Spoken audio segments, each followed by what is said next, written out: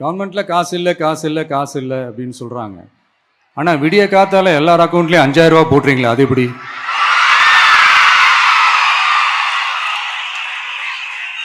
$2000 போடுறீங்க, 3000 போடுறீங்க, 4000 போடுறீங்க, இதெல்லாம் எப்படி? ஸோ கவர்மெண்ட்ல காசு இருக்குது, பற்றாக்குறை தான் காரணம். அந்த பற்றாக்குறைக்கு காரணம் என்னன்னா இந்த மாதிரி ஸ்டாலின் சார் டாக்ஸ். இத முதல்ல இதெல்லாம் ஒழிச்சாலே போதும், எல்லாமே தன்னால நல்லாவே நடக்கும். சரிப்பா, வாக்குறுதிகள்லாம் கொடுக்குற, உறுதிமொழிகள்லாம் கொடுக்குற, இதெல்லாம் ஓகே தான்.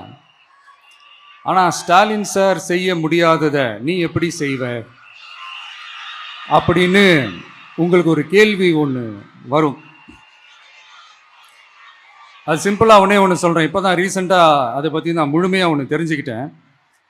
நம்ம மாநிலத்துக்கான மொத்த பட்ஜெட் வந்து 4.39 லட்ச கோடிகள். அதில் 30% ஸ்டாலின் சார் டாக்ஸுக்கு போகுது. இது என்னடா புது டாக்ஸ்ன்னு கேட்குறீங்களா? ஆமாம், இந்த பட்ஜெட்லேருந்து ஒதுக்குற நிதியில் 20% ஸ்டாலின் சாருக்கு போகுது. அதில் 10% அவங்க மந்திரிங்களுக்கு போகுது. மொத்தமாக 30% ஆச்சா? கவர்மெண்ட்டுக்கு தான் வரி கொடுப்பாங்க. ஆனால் கவர்மெண்ட்டே ஒருத்தவங்களுக்கு வரி கொடுக்குதுன்னா அதுக்கு பேர் ஸ்டாலின் சார் டாக்ஸ் தானே.